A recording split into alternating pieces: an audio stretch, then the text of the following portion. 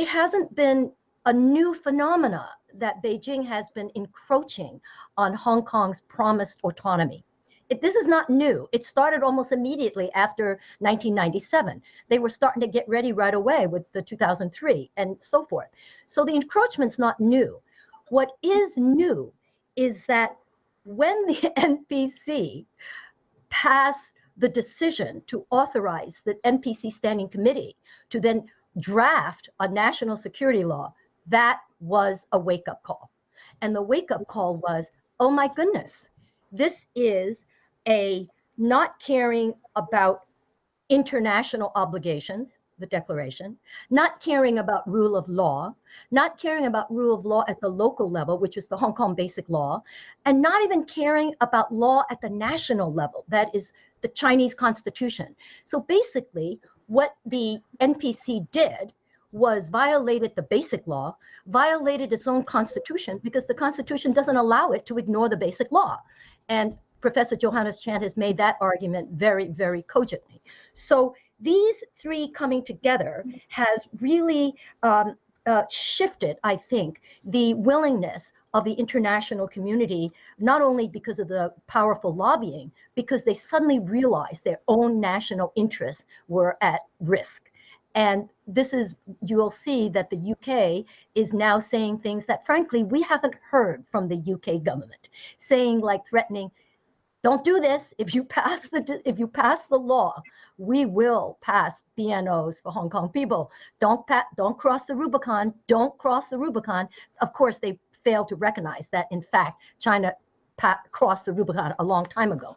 So I think so. Those things are extremely important in the context of this. This is like a shifting landscape. Now, what should we pay more attention to? I think we could pay much more technical, close, rigorous, systematic attention to the international standards and the obligations at issue, especially in answer to Beijing's accusation that everyone is foreign interference, that you're interfering with China's sovereignty, you're interfering in Hong Kong, and as Samuel already, referenced, Hong Kong, what is happening in Hong Kong is not an internal affair. And not only because of the declaration being an international enforceable treaty, it's because at the time of the 1984 negotiations, China internationalized it. China wanted the G7 governments to sign on and give their blessing, which indeed they did. All G7 member states signed and said, yes, this is good. And the US government was not a muiyan, not really a matchmaker, but they definitely were there to sort of convince the UK that one country, two system could be a very attractive future down the road way in which to convince Taiwan compatriots to come back to the mainland under this structure. So it was China who wanted it to be internationalized because they thought it would help them down the road. And of course, now they're accusing the UK, a co-signatory to an international treaty, of violating China's internal affairs. So a couple of points on the national security law and what it can tell us, because that was a question Alex posed to us. First, I think it exposes the true face of the party state under Xi Jinping. Most of us who are working in the field, we knew what that true face was.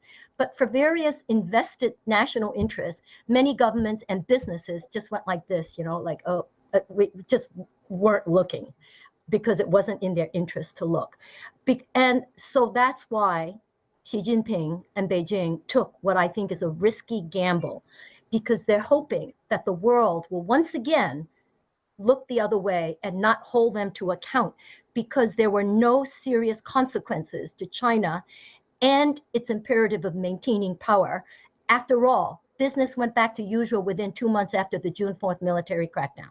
After all, after almost more than a year of the reports of millions of ethnic Uyghur Muslims in concentration camps and then dispersed to forced labor camps, after hundreds of Tibetans self-immolated in protest against repression and occupation of Tibet, after all this, business went on as usual. So this is why I think that Beijing thinks, hey, we did all that and nobody stood up. But this time, by denying unilaterally its international obligations, by violating its own constitution and Hong Kong's constitution. And thirdly, by exporting the mainland security approach into Hong Kong. That was a bridge too far for international experts and anyone that's concerned.